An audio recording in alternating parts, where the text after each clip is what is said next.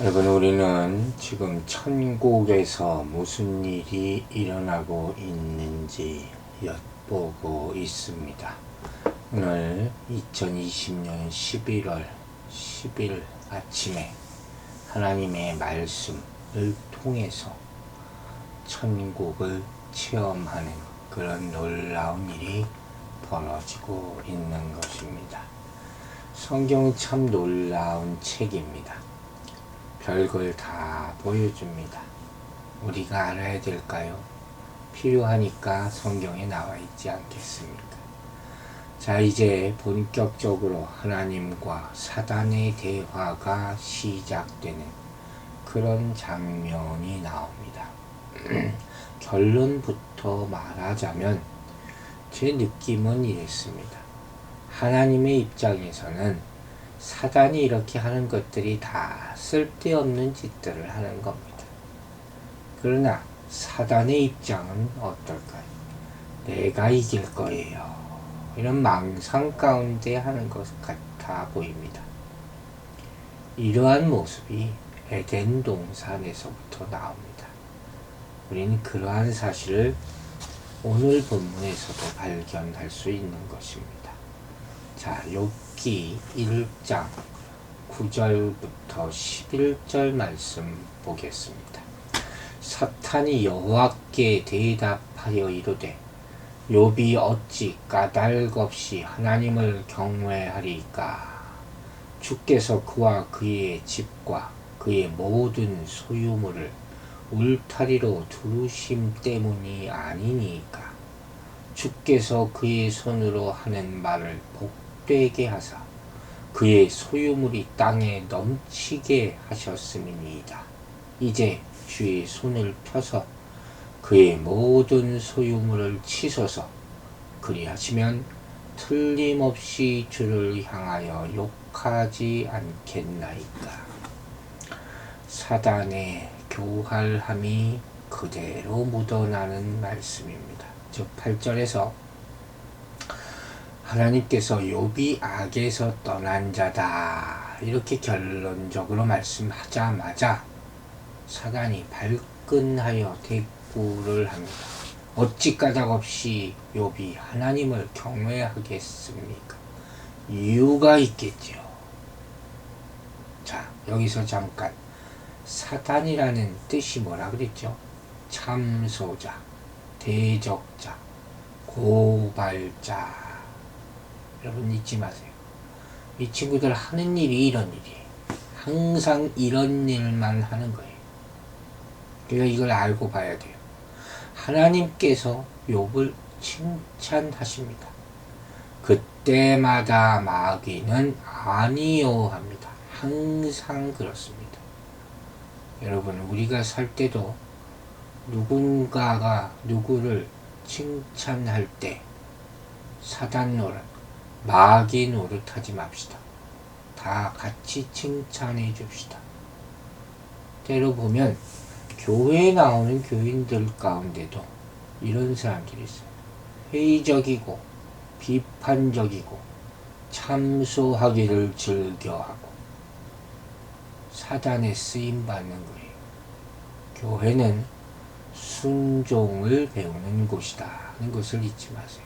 자, 다시 고발 내용을 한번 봅시다. 이 천상회의에 참석하게 된 사단은 욥의 경건함과 의로움에 대한 하나님의 칭찬에 맞서서 주장합니다. 그가 이유 없이 하나님을 경외할 리가 있겠습니까? 여러분에게 이제 질문이 들어가는 거예요. 여러분은 어떻게 생각합니까? 여러분은 왜 하나님을 경외합니까? 욥의 욥기의 또 다른 주제예요. 고난만이 주제가 아니라 그랬어요. 욥기를 읽으면서 우리는 우리 자신에게 계속 물어봐야 됩니다. 여러분은 왜 오늘 하나님 앞에 나와 있습니까? 무엇을 구하기 위해서? 기도하기 위해서? 루틴으로? 근심, 걱정, 불안 때문에? 몸이 아파서? 여러분, 욥기를 아무리 읽어도 그 의미를 모르겠다. 고난의 뜻도 모르겠다 하는 사람들이 있어요. 그 사람들은 자신을 아직도 하나님께 드리지 못한 사람들이에요. 여러분, 야곱은 왜 야복강에서 하나님의 천사와 씨름했을까요? 바꿔 말하면 그 인생 가장 중요한 그런 순간에 왜 하나님이 나타나셨을까요? 왜 그를 붙잡으시고 환도뼈를 치셨을까요? 얼마나 아팠을까요? 얼마나 괴로웠을까요? 여러분, 야곱은 하나님과 씨름하면서 하나님을 만납니다. 욥은 고통과 씨름하면서 하나님을 만납니다. 아시겠습니까? 이게 욥기의 또 다른 주제가 되는 것이. 다시 돌아와서 어찌 까닭없이 하나님을 경외하리까? 여러분은 어떻습니까? 하나님을 경외하는데 이유가 있습니까? 여러분, 그분이 창조주시라는 것만으로, 구원주라시는 것만으로 부족합니까? 받은 것이 부족합니까? 그때 꼭 이렇게 물어봐야 합니까? 확인해야 합니까? 느부갓네살 왕이 우상을 섬기라고 했을 때 다니엘의 세 친구 사드락, 메삭, 아벳느고가 한 말들이 있습니다. 다니엘서 3장 16절에는 이렇게 나와 있어요. 우리가 이 일에 대해 왕에게 대답할 필요가 없나이다. 말할 가치도 없다. 어찌 이렇게 얘기할 수 있을까요? 당당하게. 자기가 섬기는 절대 가치에 대한 믿음, 확신이 있기 때문이죠. 이게 신앙이에요. 누가 옆에서 자꾸 찔러대도 꿈쩍 안 하는 거. 저기 한번 가봐. 이거 한번 믿어봐. 쳐다도 안 봐. 두 번째, 다니엘서 3장 17절에 만일 그럴 것이면 왕이여, 우리가 섬기는 우리 하나님이 우리를 극렬히 타는 풀목 가운데서 능히 건져내시겠고 왕의 손에서도 건져내시리이다. 두 번째 확신은 뭡니까? 하나님의 절대적인 능력에 대한 확신입니다. 이렇게 믿으십니까? 세 번째 확신, 다니엘서 3장 18절에 나옵니다. 그리 아니하실지라도 왕이여, 우리가 왕의 신들을 섬기지도 아니하고 왕이 세우신 금신상에도 절하지도 아니할 줄 아옵소서. 무슨 신앙입니까? 그리 아니하실지라도 신앙이에요. 불에 던져져도 짐승이 잡혀 먹혀도 상관없습니다. 내가 그것 때문에 하나님을 섬기는 게 아닙니다. 여러분, 이 청년들의 신앙은 하나님이 무엇을 해준다는 그 사실에 근거한 것이 아니에요. 생각해 보세요. 만약 하나님이 여러분이 병들었는데 고쳐주지 않으신다면 그 하나님 버리겠습니까? 내가 원한 기도 응답이 안 들리면 원망하겠습니까? 욥기는 뭘 보여줍니까? 사단은 뭘 물어보고 있는 겁니까? 이것이면 되겠니? 이러는 거예요. 여러분은 무엇 때문에 하나님을 섬깁니까? 정말 깊이 생각해 보시기 바랍니다. 여러분, 여러분의 자녀를 왜 사랑하십니까? 하나님은 우리를 왜 사랑하시겠습니까? 아직도 모르겠습니까? 여러분, 은혜는 절대적인 것이에요. 그런데 여기 꼭 조건을 달려는 사람들이 있습니다. 마귀가 그런 거예요. 불가항력적인 은혜, 이렇게 표현합니다. Irresistible grace, 이걸 경험해보지 못한 사람들이 꼭 이런 조건을 얘기합니다. 여러분이 지금 감사하는 이유가 조건적인 것입니까? 여러분, 조건 없이 믿고 사랑하시기 바랍니다. 욥기는 결론적으로 우리에게 뭘 보여주는지 아세요? 결국 사단이 굴복하는 겁니다. 역시 욥은 욥이요. 하나님은 하나님이십니다. 하나님이 이기셨습니다. 이게 욥의 대주제예요. 무조건적 은혜에 대한 무조건적 감사. 이것만이 하나님께 영광이 되는 것입니다. 이제 사단의 불만을 구체적으로 봅시다. 참소 내용이죠. 10절에 나와 있는 거예요. 하나님이 욥을 이렇게 복 주시니까 욥이 하나님을 경배하는 것 아닙니까? 누구라도 이렇게 잘 살면 경배하지 않겠습니까? 소유라는 개념이 나와요. 여러분, 하나님은 주시려면 언제든지 주십니다. 가져가시는 것도 한순간입니다.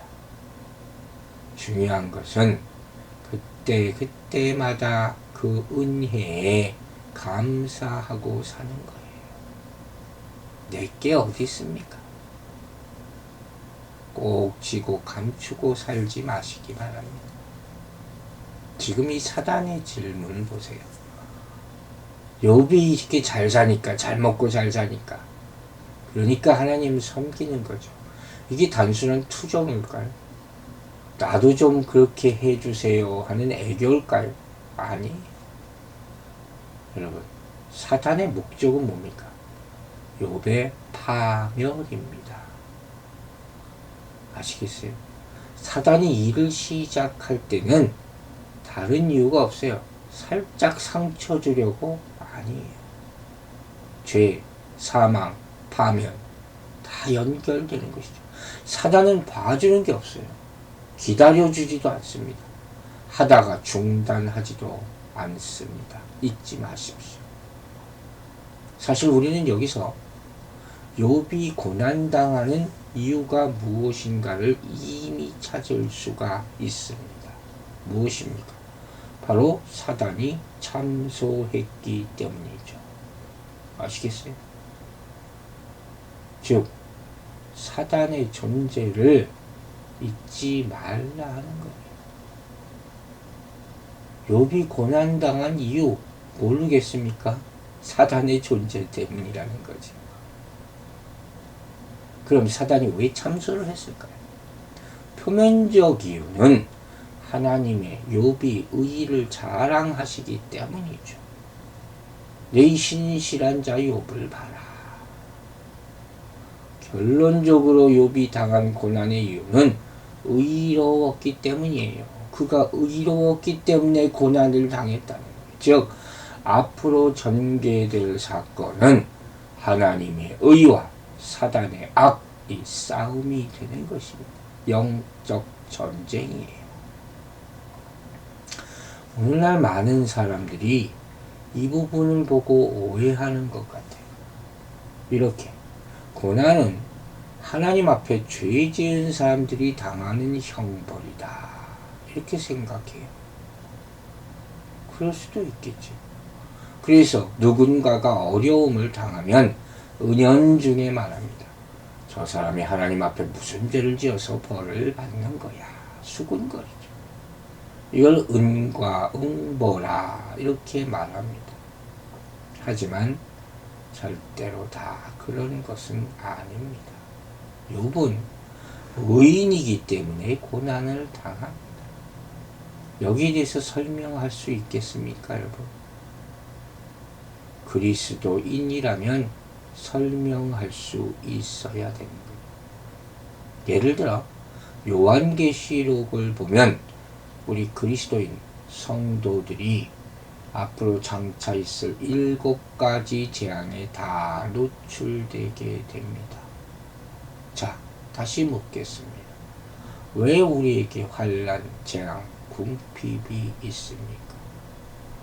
아니 하나님의 백성인데, 그 거룩하고 의롭다는 백성인데 차라리 미리 휴거해서 데리고 가시지. 왜 이렇게 고난에 함께 참여하게 하십니까?